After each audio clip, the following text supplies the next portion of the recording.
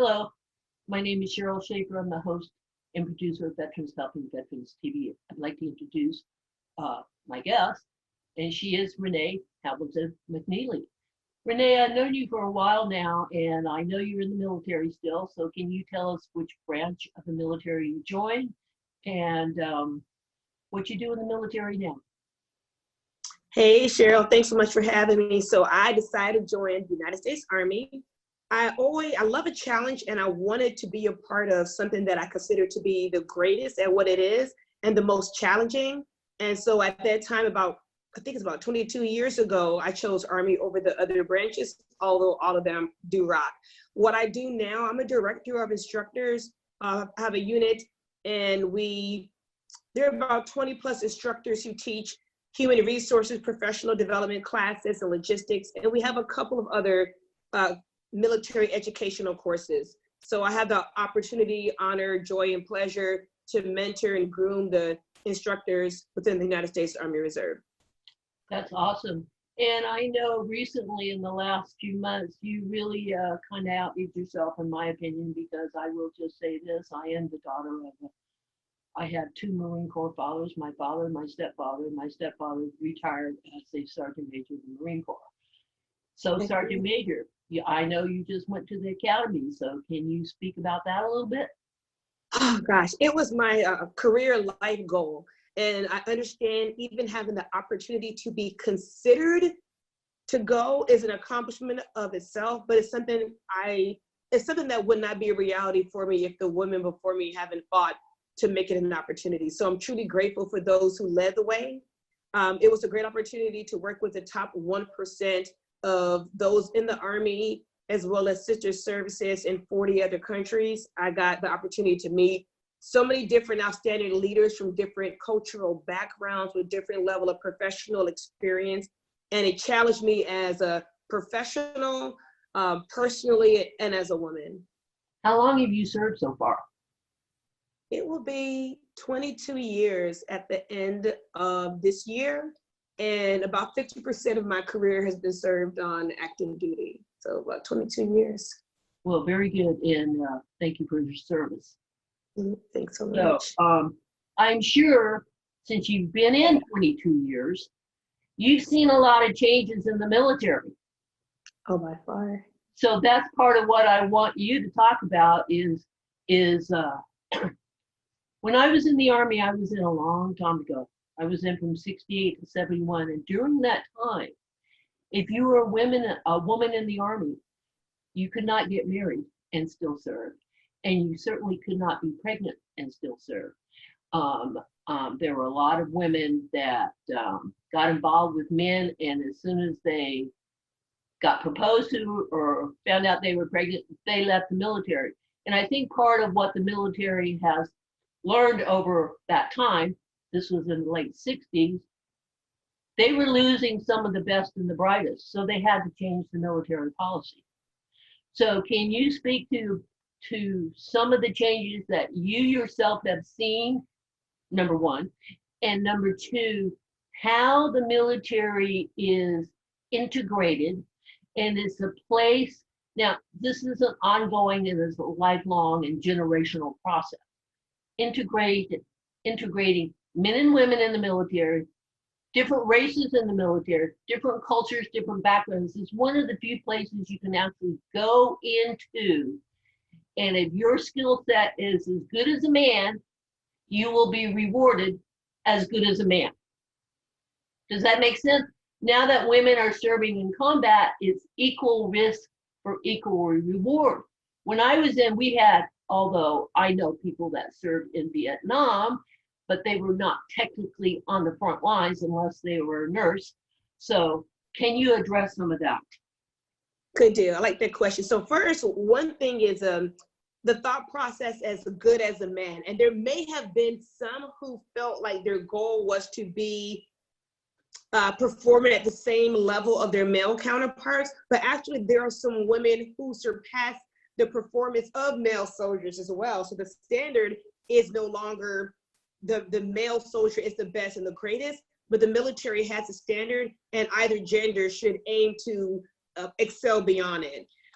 Two major things I will focus on that I have had the honor to observe much changes over the last 2 decades have been the Army's perception on the Army family, as well as diversity. So what is awesome is that, you know, let me think, way back then, maternity leave, paternity leave were, you know, something that everyone didn't talk about. Now, if a soldier is pregnant or they have their child, there's policy that supports the time off needed. It was been extended time frame, seeing paternity leave for the father, seeing leave for if parents decide to adopt, as well as the Army married couples program, being mindful where your spouse is stationed at. So the Army has updated a lot of policy and program to support the family, because the Army family is a part of the whole picture. It's not just the soldiers, the civilians, contractors, the family play a vital role. So programs really support that. Exactly right, because being the child of military parents, my mother was also in the Army during World War II. That's how she met Okay. my father. So I grew up in the military, and my parents had their issues, you know. It's great to see that transition. That, like you just said, when you're in the military, your family is supporting you in that role. So it's good that they're being recognized for their contributions to someone's military service. Oh yes, and I even think about family readiness groups. I remember shortly after 9/11, about 2 weeks after, we were called to active duty, and we had an FRG, a family readiness group, who was there to pretty much support us and take care of our family when we weren't there. And that program has continually evolved, very much so over the last couple of years. The second thing I wanted to mention was the diversity aspect. Being in the reserve, I've been able to work for other agencies for my main or civilian job. I've been able to work for within tech industry. I've been able to work as a GS federal employee, private sector, different industries. And one thing I've noticed that we do in the Army is truly take the time to honor diversity through education and celebration, and not just in a retroactive way. An example I will share is our Equal Opportunity Program. So each month we'll have a different ethnic observance in such a way to learn more about different cultures. So we are in September now, so Hispanic Heritage Month goes from about the 15th of September to 15th October. So it's a great opportunity to have different themes, messages to learn more about those we serve with, because not everybody looks the same or has the same background. And it's an educational way to learn more about who we serve along with, as well as just, you know, just honor people who've probably been neglected in history or whose story hasn't been told. In addition to the program, some of the advancements I've seen are diversity amongst the leadership. Now, we still have a way to go. There have been articles about, you know, less diversity the more senior you go within the military, yet there are a lot of fabulous, qualified, talented, and skilled junior enlisted and junior officers who are really pushing beyond all boundaries. So I think in a good couple of years, we'll start to see more of that representation.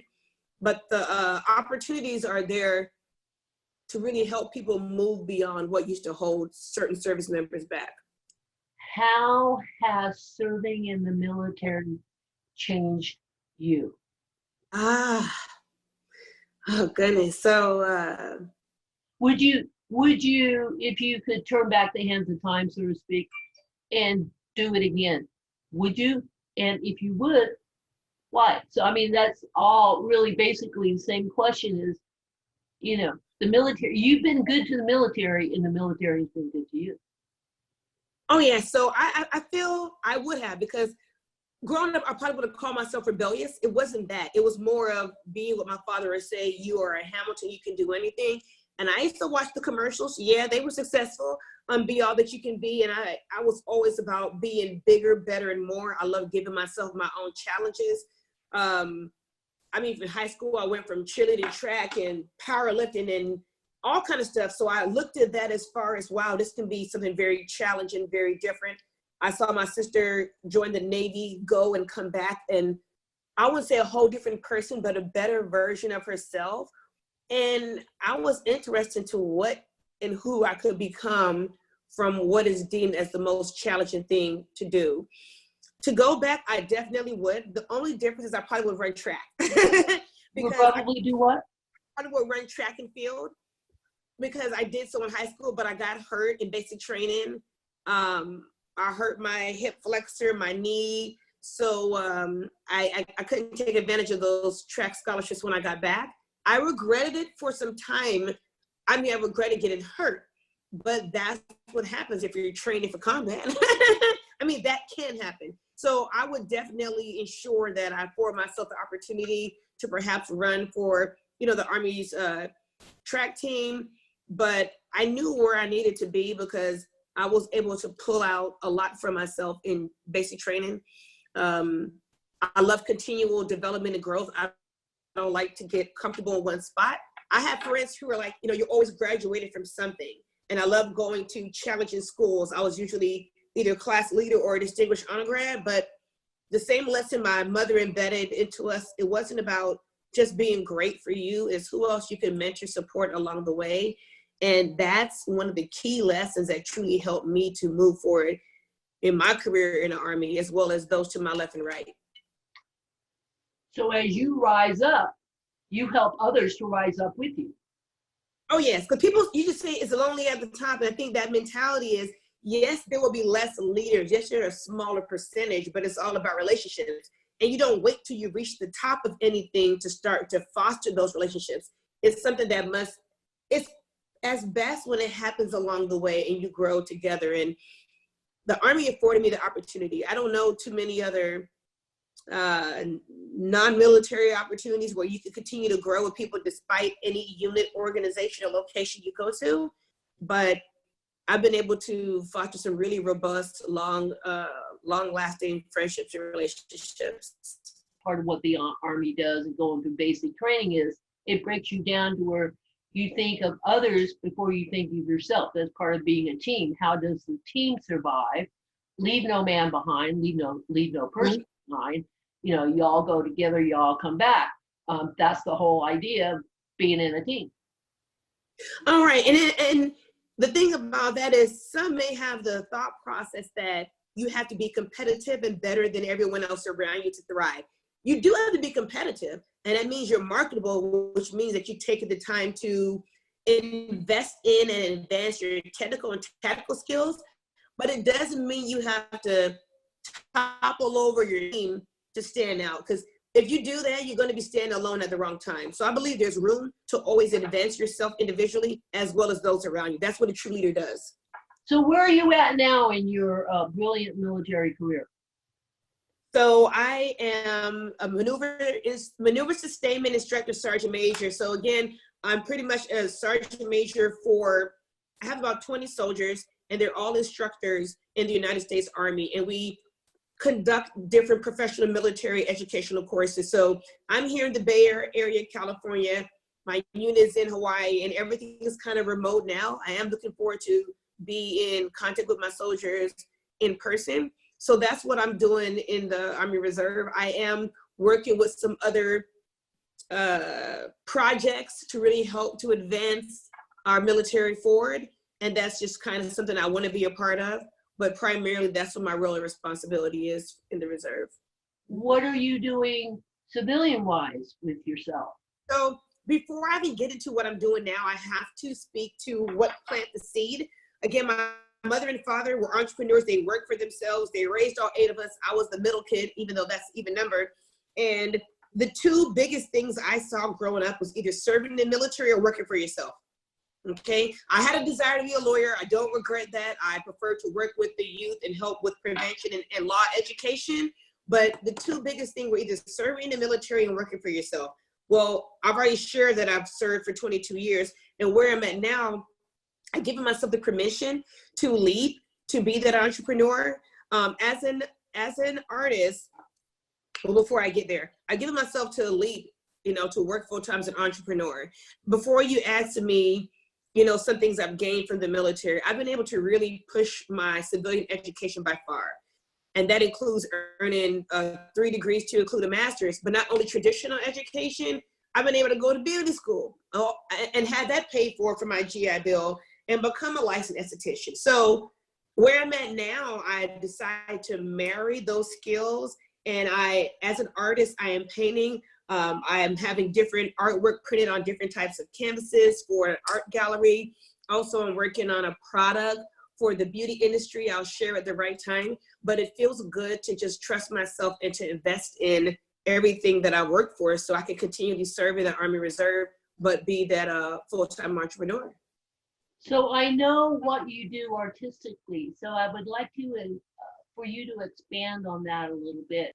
Oh, yeah, and I have a lot of ideas where I'm going to use my art to share some veteran stories. You know, some will be inspiring, some may be uncomfortable, but it's all truth.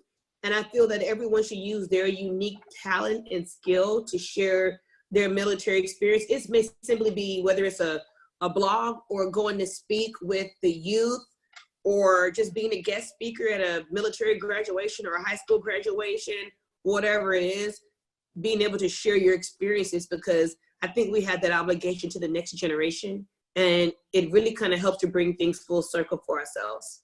Yes, it does, because you are a success story. And not everybody that goes into the military, one, makes it a career. I certainly didn't make it a career. I couldn't wait to get out once I got in, to be honest. You know, I did well in the military. When I look back on my life, it was one of the best decisions I certainly made for myself. And I went to college on the GI Bill and graduated from San Francisco State, Cal State Northridge. So education is the key to everything you do in life. Oh, yes. And relationships is the key. So it's relationships that click something for me. Army family, leaders, and mentors. You can be a rock star and be awesome. And well, I mean, I kind of pushed myself through some obstacles and boundaries, like nothing was going to get in the way, because about 3 months before 9/11, I unfortunately lost my mother. And we kind of spoke in general about it, where I felt like everything just stopped. You know, I could not fathom or imagine the sun rising the next moment. And I knew my battle assembly was coming up with my unit. At that time, we called it drills. And in my mind, at that age, I was 20, I was like, I'm not going to drill. I lost my mom. Like, I wasn't going to go to school, anything. And there was a master sergeant in my unit. I was just a private then. And she's, oh God, it's a rock star. She really is. And she just told me to come into the unit. She just wanted to check up and make sure I'm okay. You know, I won't be there too long. It was a little trap, but it was good. Because long story short, when I got there, just having a conversation with her, they wanted to lay eyes on me, make sure that I was okay, no harm to myself or anyone else. And I remember a collection happening in formation, and I wasn't even sure what that was about until I was called in front of the formation. And not only did they give me that donation, not donation, they gave me that gift, also prayed. I had time to speak with the chaplain, some other leaders. They were mindful of everybody's religion, but it felt good at that time where I really couldn't hold back tears. I was like, darn, they got me. But my unit was creative in showing me how the Army family is supposed to work. I felt like no matter what happened, I have a strong Army family that will support me. And that's exactly what they did. Rockstar mentors, leaders who challenged me when I was at E4, they expected me to perform as an E6. They gave me the hard jobs. I mean, they knew that accomplishment and responsibility are two things that really help me stay alert, stay alive, heal, feel relevant and engaged. And many of them have retired, but the leaders who really helped me set the foundation early in my career, especially when the nation was at war and lost my mom, that's the reason that really pushed me all of these years. I mean, I've had great mentors down the line, but that was a make or break moment. And so Army family, leaders, mentors who go beyond the job, the people who remember who you are. There's a person behind the rank. There is a human and a spirit behind the name tapes. And when they took the time to recognize little old me, I really felt like I mattered at that time. And that was a bit much to process. But education, opportunity, Army family, challenges, and support is what made up my career. I know everybody's career is different and unique. I've dealt with some stuff. I'll save it for a book later on. But in reflection and in retrospect, I have to look at the strength of those relationships is what fueled my resistance despite any obstacle or bump. Because I knew those who came before me had it worse. Not to undermine my own experience or to invalidate it, but I just felt like there are some who are going to be behind me expecting me to keep going, and those before me who cleared some of the weeds out of the way and the rubbish for me to push. And I told myself one day, hopefully I'll make Sergeant Major, hopefully I'll be at the academy, but I'm going to give it my all to make it a reality. And 2019 to 2020 ended up being that year. Now, I know, Renee, you don't have any children, but if you did have a daughter and she said to you, Mom, I'm really thinking about going into the Army or any of the services for that matter, what would you say to her? If God blessed me with the opportunity and honor to be a mother, I would have to trust that who I am as a mother and in parenthood nourishes that child to know they can be their best and their most. And there is room in every industry, room in every job, not only for men, but for women alike. And if my daughter decided that United States military was something that she wanted to align herself with, I would fully support that. She just got to go Army Corps. Go Army. I just want to ask you if there's anything else you'd like to say or comment on, because it's your story. Thanks again so much for having me to share a snippet of my story. It really means a lot because it affords the opportunity for me to reflect and share with others. Something I do want to share is that for any military, whether it's Army or any other branch or just youth or even those who may be older than me, I think what makes something magical is knowing how you can give back, never undermining your service of who you are, what you do. I have not deployed. I volunteered to go 3 different times. That wasn't in alignment for my career, yet I've had the opportunity to support by being a financial manager for medical personnel who deploy, surgeons or whatnot. Also have the opportunity to work as an Army Wounded Warrior advocate, helping Wounded Warriors transition from service. And I've had the opportunity to share my art with my unit, whether I'm painting someone to turn them into, oh God, what do you call them? Not the Grouch. Yeah, the Grouch for Christmas. What is the Grinch, the Grinch, or holiday parties and events. There are so many different ways to support the military, and I feel that people should identify their unique talents and skills and contribute how they can, and don't undermine what their experience have been. And also just to go beyond what's expected of you. I've had a leader when I was a junior soldier who told me about the TSP program, Thrift Savings Plan. He didn't have to, but at that moment, he was like, you're going to sit down here, you're going to sign up, and you're going to start putting money away. And that was 20 years ago. And I'm grateful for him. So just go beyond what is expected, but never undermine your service, never undermine your commitment, and give back in the unique ways that you can. Are you also involved in any of the veteran groups? So Women Veteran Alliance, I am a member with Women Veteran Alliance. And also, since getting back from the academy, I've been looking at how I'm going to commit my time, energy, things of that nature. I recently became a member of Delta Sigma Theta Sorority Incorporated, and that is a sorority focused on social action and social justice and action. And I also look at who I am now, because who I was before I went to the academy is a whole different person, different skill set. Right? And so I know that once I kind of move forward and establish in what I'm doing as an entrepreneur, I can then provide opportunity to help other women veterans who are trying to start their small businesses as well. I think that's where I can provide that support at this time. So anyway, Renee, thank you for taking the time and allowing me to interview you. I think you're just great at what you do, and we can't wait to see some body painting photos from you, and we can't wait to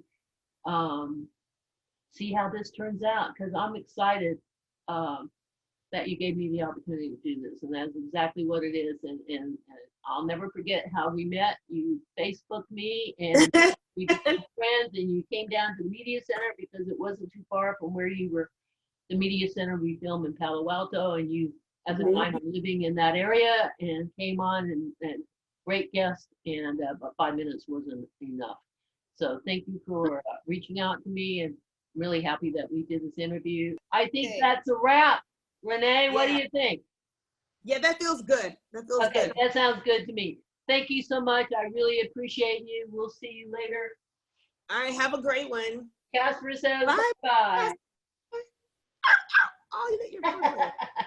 All right, talk to you later, buddy. Okay. Thank you, Renee.